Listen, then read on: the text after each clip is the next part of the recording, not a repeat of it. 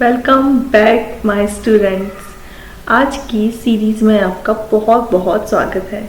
अब हम इस बार पार्ट 2 में डिस्कस करेंगे कि हमने पिछले पार्ट में जो पढ़ा था उसको हम किस तरह से सिद्धांत दे सकते हैं या फिर क्वेश्चंस में किस तरह से टॉपिक्स आ सकते हैं। पिछली बार हमने डिस्कस किया था कुछ इस प्रकार के टॉपिक्स को, जहाँ पर हमने ये पढ़ना था। देखिए, short answer type, define cell and explain why it is called the functional and structural unit of life, give fundamental feature of cell theory, who proposed cell theory, briefly explain it by describing fundamental feature of cell theory।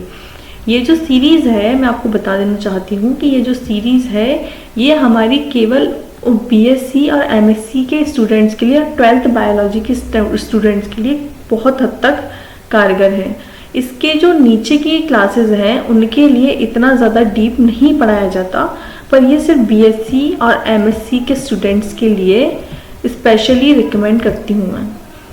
यहाँ पर cell theory में कल हमने समझा था कोशिका सिद्धांत का विकास ये स्पष्ट करता है किस प्रकार वैज्ञानिक प्रणाली किस प्रकार संचालित होती है।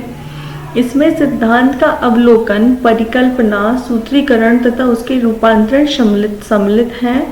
यहाँ हमने लास्ट में पढ़ा था इसके स्थान पर एक झिल्ली द्वारा अवतरित होते हैं। इसके अलावा सभी लक्षणों में पादप तथा जंतु कोशिकाएं समान होती हैं। कल आपको याद होगा हमने फर्स्ट पार्ट, अगर आपने मेरा फर्स्ट पार्ट नहीं देखा है तो जल्दी से जाकर आप फर्स्ट पार्ट देखिए, इसके बाद ही आपको सेकंड पार्ट समझ में आएगा। ठीक है, इसके आगे आज हम पढ़ते हैं structure। He also proposed a hypothesis, Swan 1838, bodies of animals and plants are made of cell and their products। उन्होंने बोला कि केंद्रक युक्त संरचना के रूप में परिभाषित किया है। उन्होंने ये परिकल्पना प्रस्तुत की थी कि प्राणियों और पौधों दोनों का शरीर कोशिकाओं तथा उनके उत्पादों से बना होता है। यानी कि हम सब जो जीव हैं उनका शरीर किससे बना है? कोशिकाओं से बना है। कोशिका युक्त जो अंदर इसके पदार्थ हैं ये सब कोशिकाओं के उत्पादों से सब मिलकर बना हुआ है। स्लीडन एंड स्वान ने अपनी खोजों में ये भी तुलना की थी कि इस आधार पर दोनों अपने संयुक्त पेपरों में कोशिका सिद्धांत प्रतिपादित किया, जिसमें उन्होंने लिखा था कि कोशिका जीवों की संरचना और कार्यों की इकाई है। संरचना और कार्य मतलब जो भी हम कार्य करते हैं वे क्या होती है? हमारे सेल्स के कार्यों का प्लस होता है। मीन्स जो हमारे कार्य हैं, जो हम जैसे चलते हैं, बैठते हैं, उठते हैं, ये सब हमारी कोशिकाओं के ऊपर निर्भर करता है। ये उन्होंने अपने टॉपिक में बताया था। ठीक है, fundamental of features and cell theory. देखिए, फंडामेंटल क्या है? इसकी कोशिका के कुछ आधारीय लक्षण हैं। कई बार क्वेश्चन पूछा जाता है कि explain the fundamental feature of cell theory, और हिंदी में पूछा जाता है कि कोशिका सिद्धांत की आधारीय लक्षणों की व्याख्या कीजिए। ठीक है, तो हम यहाँ पे पॉइंट्स दे रहे हैं आपको, आप इन पॉइंट्स को लिख सकते हैं। तो यहाँ पे 5 fundamental observation of the cell theory है, जैसे कि organism are composed of cell and their product. अभी ऊपर भी हमने पढ़ा कि जीव जो होता है कोशिका तथा उसके उत्पादों का बना होता है। सेकेंड है इसमें each cell is made of small mass of protoplasm containing a nucleus in its inside and plasma membrane without a cell wall on its outside. प्रत्येक कोशिका में जीव द्रव्य के सूक्ष्म द्रव्यमान से बनी होती है। जो कोशिका होती है, ये कोशिका जो होती है वो क्या होती है? जीव द्रव्य के सूक्ष्म द्रव्यमान से बनी होती है। इसके अंदर जीव द्रव्य होता है, इसके सूक्ष्म द्रव्यमान से बनी होती है, जिसके भीतर एक केंद्रक तथा बाहरी भित्ति युक्त एक भित्ति रहित प्लाज्मा झिल्ली होती है, जिसके अंदर केंद्रक होता है। यहाँ पे आपको दिख रहा होगा, ये है केंद्रक और ये है इसकी बाहरी झिल्ली। ठीक है, इसको बोलेंगे हम झिल्ली, और ये है हमारा केंद्रक। ठीक है, इसको केंद्रक पढ़ते हैं। और new cell arise from pre existing cell. देखिए, पुरानी जो कोशिकाएं जब टूटती हैं और टूटकर नई बनती हैं, तो जब ये नई बन रही होती हैं तब ये पुरानी कोशिकाओं से ही तो नहीं बनेगी।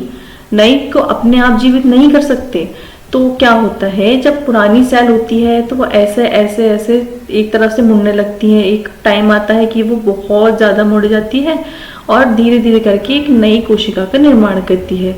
ठीक है, तो इस तरह से इसका न्यूक्लियस भी दो भागों में डिवाइड हो जाता है। ये प्रोसीजर होती है। जब हम अगला टॉपिक पढ़ेंगे तो इसको डिटेल में एक्सप्लेन करेंगे।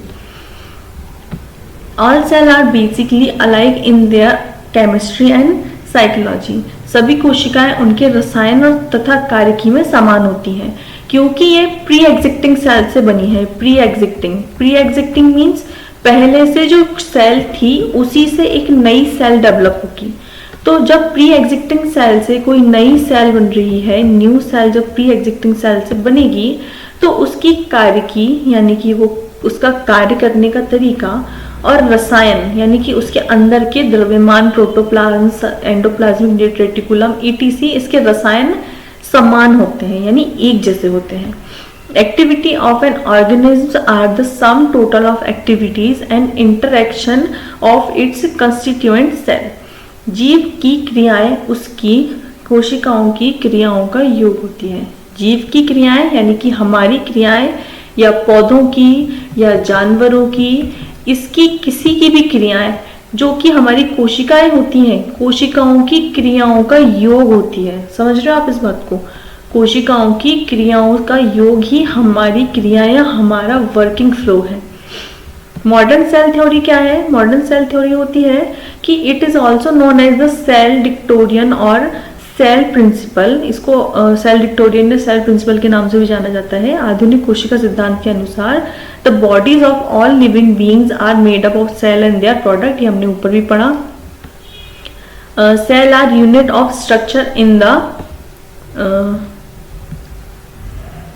के बाद the body of living organism यानी कि संरचनात्मक इकाई।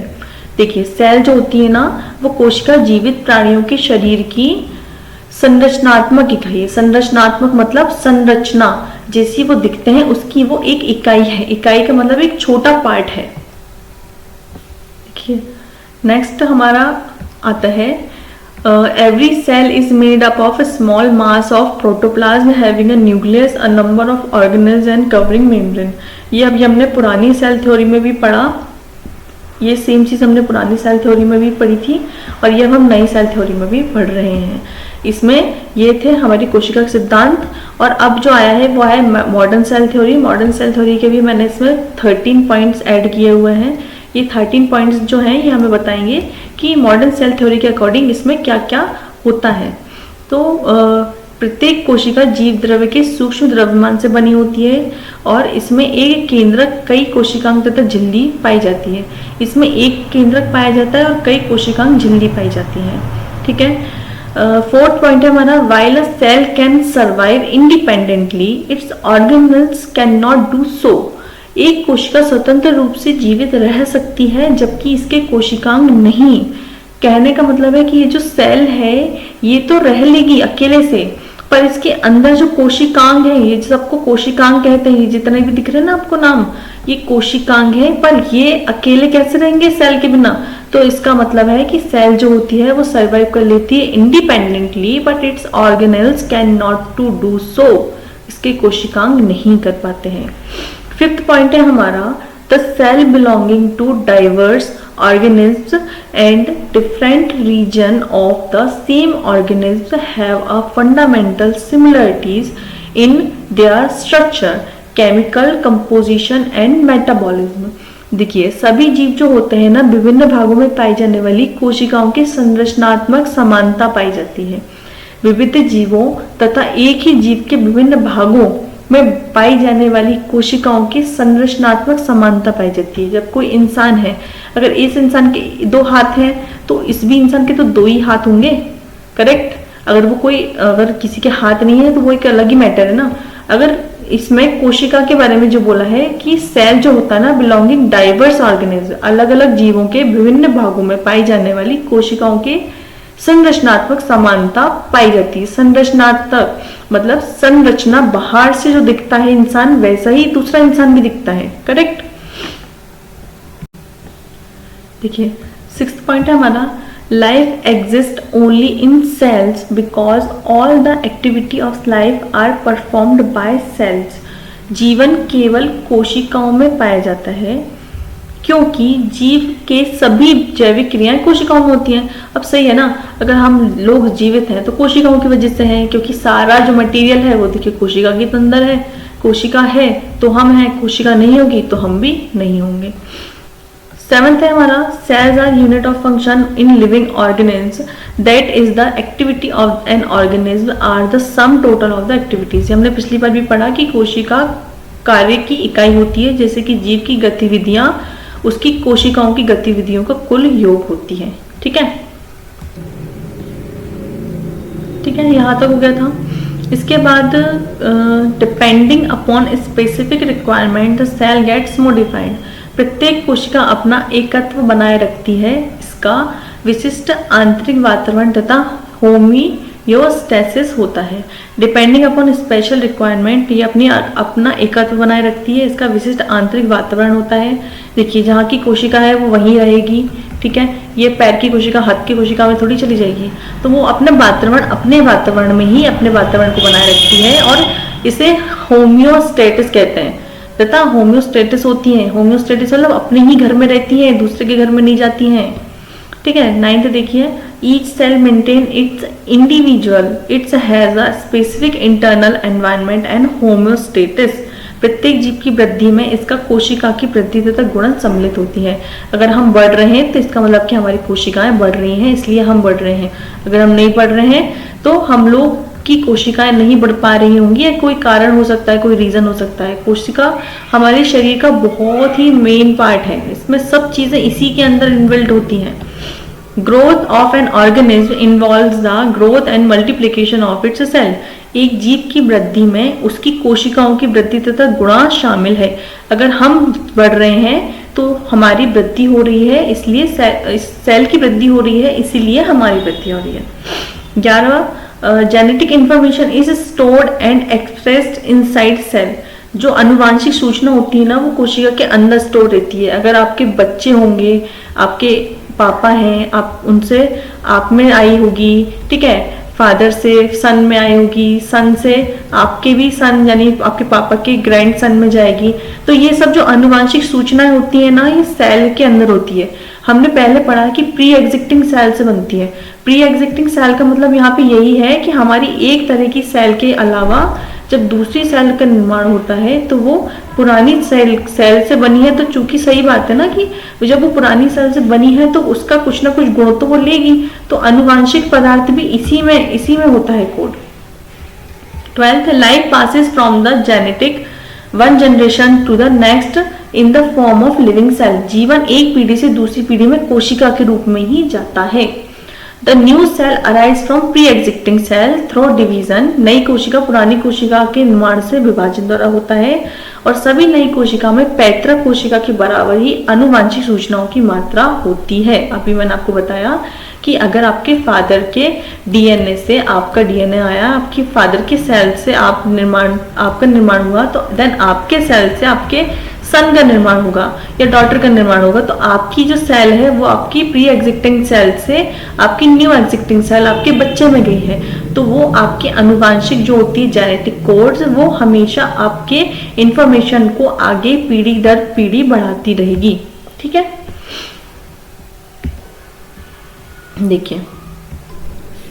देखिए 14 एंड लास्ट पॉइंट है हमारा इस टॉपिक पे कि basically the cells are totipotent. Single cell can give a rise to the whole unless until they have become extremely specialised. कोशिका जो होती है टोटिपोटेंट होती है, अर्थात एक सिंगल कोशिका विशिष्ट होकर संपूर्ण जीवन का निर्माण करती है। सिग्निफिकेंस पढ़ लेते हैं लास्ट में इसका महत्व। There is a structural similarities in the cell belonging to diverse group of organism. जीवों के विभिन्न समूह में पाई जाने वाली कोशिकाओं में संरचनात्मक समानता पाई जाती है। All the cell perform similar metabolic activity. सभी कोशिकाएं समान उपापचय क्रियाएं करती हैं। सभी सेल्स हैं वो एक जैसी ही क्रियाएं दर्शाती हैं, चूंकि वो प्री एग्जिस्टिंग सेल से बनी है। Life exist only in the form of cell, जीवन केवल कोशिकाओं के रूप में पाया जाता है। मनुष्य में जो जीवन है वो केवल कोशिकाओं में पाया जाता है, इसलिए पौधों में भी जीवन पाया जाता है क्योंकि पौधों में भी सेल होती हैं, ठीक है। Plants also have cells. Life passes from one generation to the next as a cell, जीवन एक पीढ़ी से दूसरी कोशिका के रूप में स्थानांतरित होता है। All living beings are descendant of the primitive cell that developed on earth as the first eukaryotic as prior to that the first prokaryotic। सभी जीव इसमें आदिकालीन कोशिकाओं के वंशज हैं जो पृथ्वी पर प्रथम यूकैरियोटिक रूप में विकसित हुई तथा उसके बाद आने वाली कोशिकाओं को प्रथम प्रोकैरियोटिक कहा गया। हम यूकैरियोटिक और प्रोकैरियोटिक ये भी बहुत जल्दी डिस्कस करेंगे। हमारा नेक्स्ट टॉपिक पूरा सेल डिस्कस करेंगे, आप बिल्कुल टेंशन मत लीजिए, पूरा सेल डिस्कस करेंगे हम। और आपको एक एक चीज़ का नोट मैं प्रोवाइड करवाऊंगी, आप मुझे कमेंट्स कीजिए, मैं आपको नोट प्रोवाइड करवा दूंगी। अदर थ्योरीज, अन्य सिद्धांत क्या है? Protoplasmic theory. प्रोटोप्लाज्मिक थ्योरी ये थी कि मैक्स, ये किसने दी थी? ये दी थी मैक्स स्कर्ल्स ने। मैक्स स्कर्ल्स ने 1861 में कहा था कि the living matter of an organism is not cell but protoplasm. जीव का जो जीवित मैटर कोशिका नहीं बल्कि क्या है? प्रोटोप्लाज्म है, जीव द्रव्य है। अगर जीव द्रव्य नहीं होगा, मतलब जो सेल के अंदर जीव द्रव्य भरा होता है ना, प्रोटोप्लाज्म जिसे हम कहते हैं, उन्होंने बोला कि सेल नहीं है, उसने बोला सेल नहीं है जीवित रहने का मैटर, जीवित रहने का ये है कि प्रोटोप्लाज्म यानी जीव द्रव्य है या नहीं। ऑर्गेनिज्मल थ्योरी क्या है? ऑर्गेनिज्मल थ्योरी ये है, इसको दिया था सेच ने 1874 में। The body of living being is made up of continuous mass of living matter which is incompletely divided into compartment called cell. The whole organism function as a single entity। Organism theory ये है कि जीव प्राणियों का शरीर जीवित पदार्थ के द्रव्यमान का बना होता है जो अपूर्ण रूप से कक्षों में विभाजित होता है जिन्हें कोशिकाएं कहते हैं। संपूर्ण जीवन एक स्वतंत्र अस्तित्व रखता है। उन्होंने इसको आगे बढ़ाते हुए कहा कि प्राणियों का शरीर जो होता है जीवित पदार्थ के द्रव्यमान का बना होता है जो अपूर्ण रूप से, उन्होंने भी यही कहा कि ये जो जीव द्रव्य है ना, ये जीव द्रव्य मेन चीज है और इसके लिए अलग अलग चैम्बर्स बना दिए गए हैं जीव द्रव्य को रखने के लिए, जिसको सेल कहा जाता है, ये उन्होंने बोला। ठीक है, इसके बाद हमारा नेक्स्ट टॉपिक है प्रोटोप्लाज्म, और जो भी हमारी चीजें आएंगी हम इसको सब चीजों को डिस्कस करेंगे हमारे आने वाले टॉपिक में। अभी के लिए बस इतना ही। आप अगर स्क्रीनशॉट लेना चाहें तो इसका स्क्रीनशॉट ले लीजिए। मैं एक बार फिर से रिवाइज कर देती हूँ, आपको स्क्रीनशॉट लेना है तो आप जल्दी जल्दी स्क्रीनशॉट ले सकते हैं इसका और अपने एग्जाम्स की अच्छे से तैयारी कर सकते हैं। ठीक है, हमने आज जो भी पढ़ा है इस सब के बारे में आप रिवीजन करिएगा और हो सके तो इस टॉपिक पे आगे बने रहने के लिए मुझे सब्सक्राइब ज़रूर करिएगा। ठीक है, till then bye bye, see you in the next part.